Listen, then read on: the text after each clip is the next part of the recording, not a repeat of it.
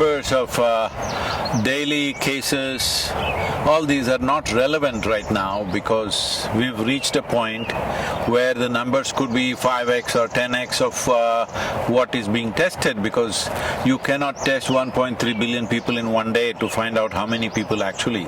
So these numbers are more maybe a little bit of a guidance for the administration, but I think it is time to shift to a place where educating people, I mean it's already been done, but I'm saying more stringently, because anything that you need to communicate in our country, you have to do it in 24 languages, so it is very hard. How to handle this, what level of symptoms, how to handle it, if you're asymptomatic, how to be. It is not necessary we should go on testing, because testing is irrelevant. Almost everybody has it all right now, already it's going there. If it is not there, it will get there in the next few weeks, because this is not something you can contain like that. You can only see how to boost your immunity, increase your lung capacity, what is the sensible things, what are the sensible things to do. And the few things that that you mentioned of panic, frustration, fear, anger, none of these things are going to help us.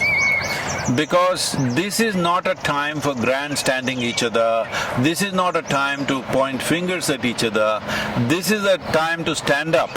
Not even as one nation, as one humanity, we need to stand up, because right now I'm here in the United States, well, everything seems to be normal, all the traffic is normal, commerce is going on, industry is going on, everything is going on. But it is just probably a question of weeks or maybe a couple of months before this virus, this particular variant that we are suffering in India, could be all over the world in no time, because you cannot contain it like that within a country. National borders are not a limitation for this. So this is a time to really understand. This is a generational challenge. How are we going to come out of this? What are the simple things? Everybody should know what are the few simple things that they must do, rather than pointing fingers at each other, because it's an invisible enemy. It doesn't matter what the administration does, it doesn't matter what people do, what they think. It will spread, because you cannot really stop it.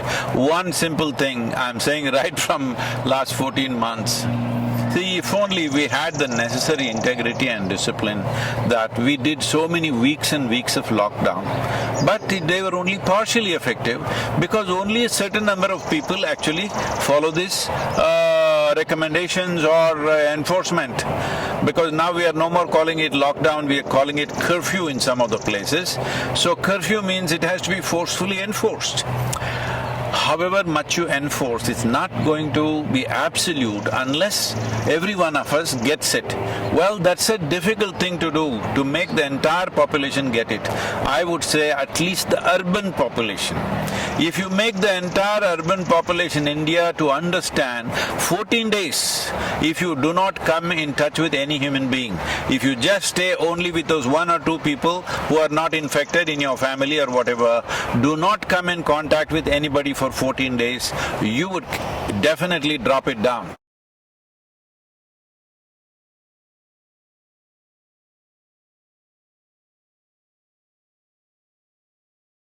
See, this is a war-like situation, let's understand this.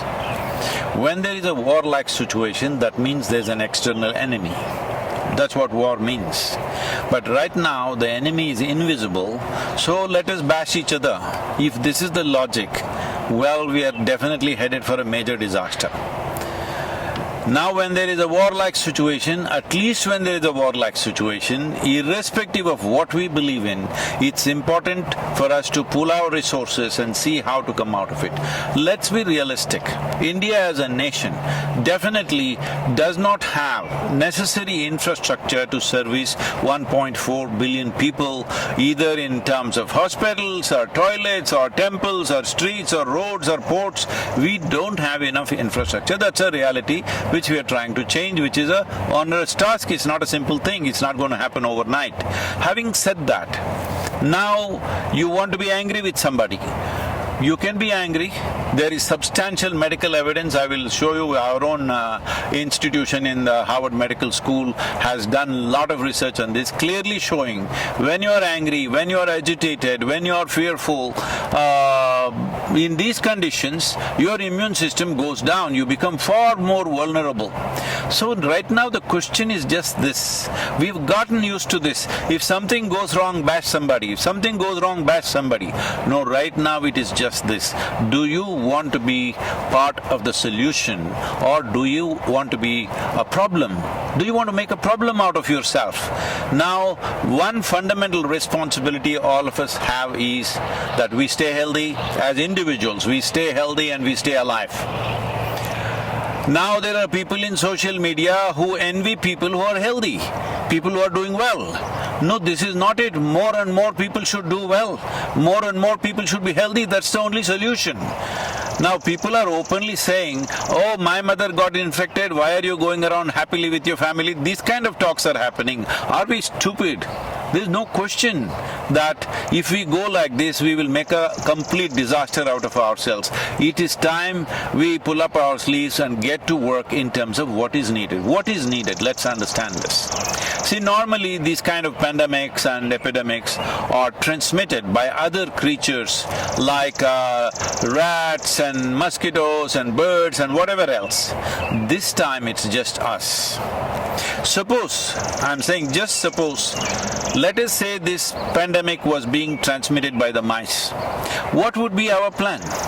To eliminate all of them. Mass exterminate every mice in the country or in the world. But right now it's us, so we need to understand, we need to do something. Extermination is not the answer. But if we behave irresponsibly, extermination of a certain level or certain percentage of population will happen. I'm telling you, every day on my phone, people that I know, 15 to 20 people are dying per day. People, many close friends, relatives, my brother, one of my cousin brothers, all dead. And you know what, when they die, they send a message to me saying that please don't come because we don't have the body. And it seems the family went to the cremation ground where the hospital sent the body straight to the cremation ground. When they went there, 4 bodies arrived, all wrapped in white. All the 4 families who were waiting, none of them knew which is their body. They're just standing there gaping at all the 4 bodies, hoping they're looking at the right one, but they don't know which one is which. So I'm saying this is not a simple situation. Those of us who are still standing, we need to behave responsibly. Responsibly means that we must retain our ability to respond in a sensible and intelligent manner.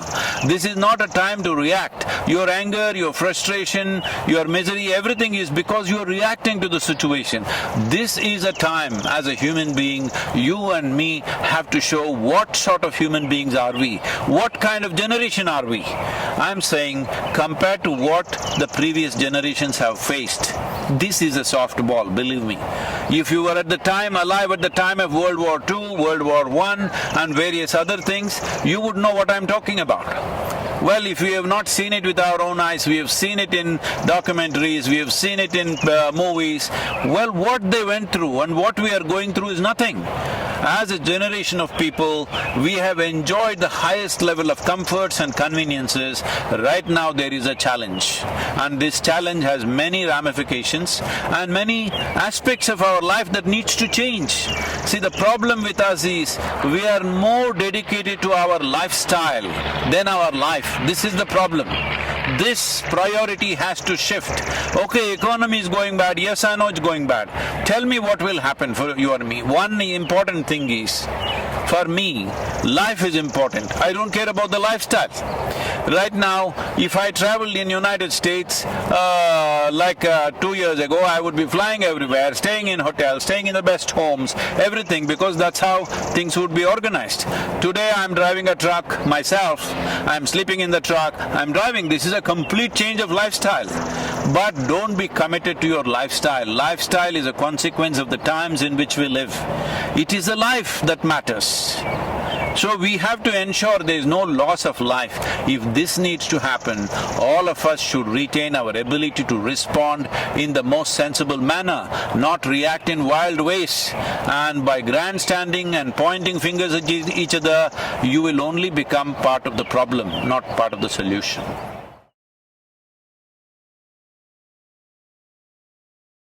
See, right now, our ability to reach people, whatever we have. Maybe there is somebody who just has reach for 5–10 people in their life, their family and a few friends. Well, I have a certain amount of reach myself. So all of us should do the best we can do to communicate what are the best practices, because that's all. That is all that will take us across. This hospital is not going to save us. See, a whole lot of doctors, especially in the United States, are clearly saying going to the hospital means you're increasing the risk of fatality. It's important that you manage yourself without making the symptoms very severe. There's a whole lot of things to do. Right now we put out a simple practice. Now doctors in UK and in Harvard University and also in India, many doctors have tested out this practice in the last few months, and they're all vouching this has made a huge difference in the oxygen levels, though their exposure is extremely heavy because they're out there.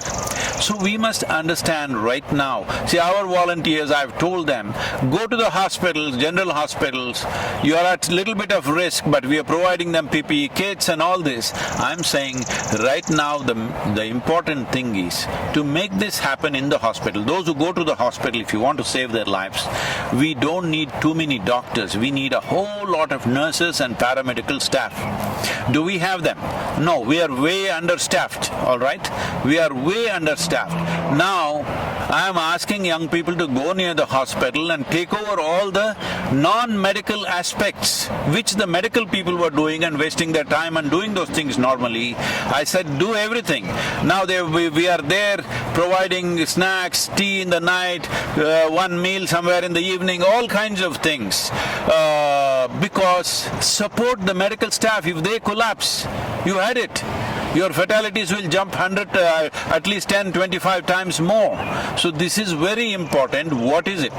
First thing is not to go to the hospital, what to do. We have simple, if you want I will send you the concoction, you can put it out.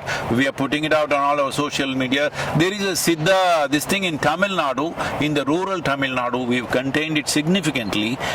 This is not a cure for the virus.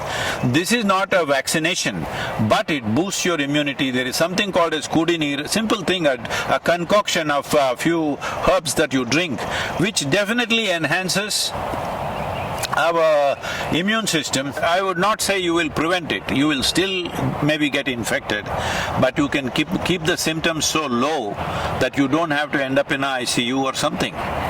Because the percentage of people entering ICU and coming out of it is unfortunately very low. Because once you go there, the fear of it, just being there alone by yourself, that itself will lower your immune system. You are lowering the defense mechanism in the body and becoming far more susceptible. So the best thing is to stay outdoors. When I say outdoors, people are walking on the Delhi street. No, outdoors means go into the village, go into open fields, go somewhere, go into the mountains. I know people have to do their work, but there are many ways, like I'm doing my work. Instead of staying in a hotel, staying in people's homes, I'm sleeping in a truck. I'm saying something you have to do. Something you have to do, and it's very important all of us continue our work to the extent possible, because crippling the whole activity in the country or in the world is not the answer, because that's going to take a much bigger toll on us. So it's very important to what extent, whatever the nature of work we are doing, to what extent we can keep it on without coming close to people, without getting infected. This is a fundamental responsibility.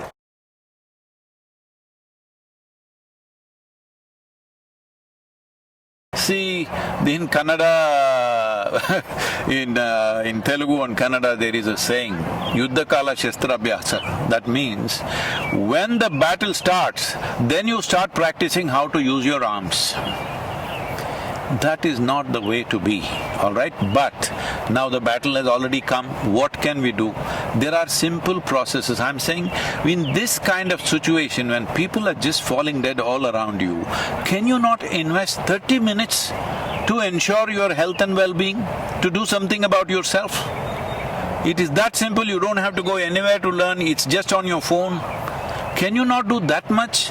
When you're throwing your breath out, talking to all kinds of people, abusing people, getting angry with people. Stop the nonsense and do something about your breath, about your body, about your mind. For all these three things we provided three aspects. One is called as Sashtang, which is so simple that you can do it in 7, 8 minutes, 12 minutes.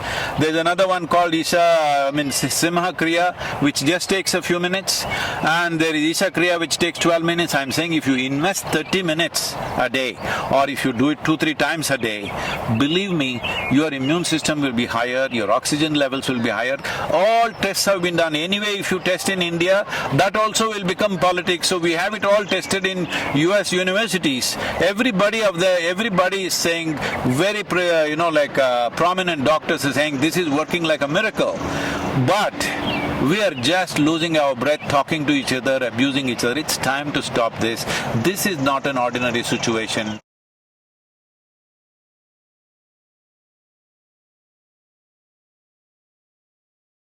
I'm going to repeat a few things because, first of all, this is a war-like situation. When there is a war, you don't think of your career, you don't think of your lifestyle, you don't think of other things. The most important thing is your life, staying alive through the period. Now, lifestyles may get set back. If these waves continue one after another, suppose, I hope it doesn't, but the kind of population we have, the kind of concentration of population we have, I hope it doesn't happen, but if it does happen, we must be ready for that. If it does happen, what is it that will happen to all of us? Maybe our lives, in terms of our lifestyle, will be set back by 15 or 20 years.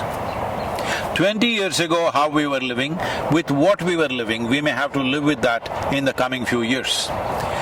Now, 20 years ago, were we such a disaster? No, we were much less than what it is today, but that may happen. So today, do not think of your lifestyle, think of life. Nobody in this country should die of hunger. We have to take care of that. We are doing a whole lot of work to ensure wherever people have lost their livelihoods, we are seeing how to provide food at that level. Distribution of government is doing it, but that's not enough for a whole lot of people.